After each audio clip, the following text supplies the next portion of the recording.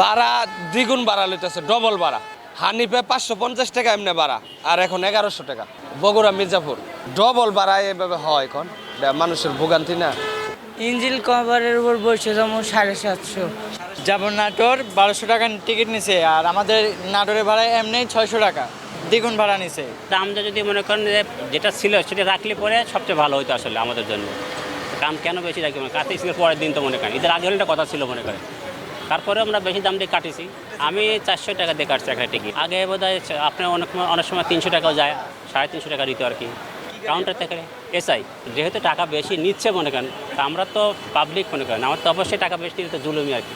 সেখানে আমার বিষয়টা অনেক খারাপ লাগতেছে, কারণ আপনার এখানে আপনার ভাড়া হচ্ছে আপনার 500 টাকা, 550 টাকা একবারে আপনার ডাইরেক্ট ভালো গাড়ির মানে ভাড়া, আর এখানে 500 টাকার ভাড়া রাখা হচ্ছে 1100 টাকা করে।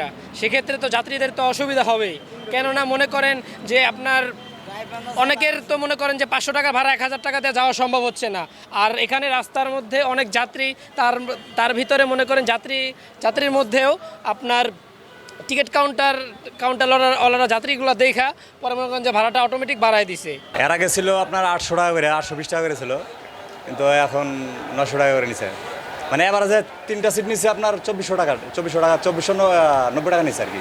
3 সিটে আপনার 3টা 24, ওই তো 20-30 টাকার করে নিচ্ছে। 3টা 2400, মানে 3টা 2400 টাকা পরে, এমনি আপনার 90 টাকা আর কি বেশি হয়েছে। আমি 2টা টিকিট নিচ্ছি, আমার কাছ থেকে 1680 টাকা নিচ্ছে। আমি যাব বগুড়ায়, আমার কাছ থেকে রংপুরের ভাড়া নিচ্ছে। আমি সঠিক জানি না, আমি সৌদি আরব থেকে আসছি, আমি এখন বর্তমান ভাড়া জানি না কত। উনি আমার কাছ থেকে 1680 টাকা নিচ্ছে 2টা টিকিট।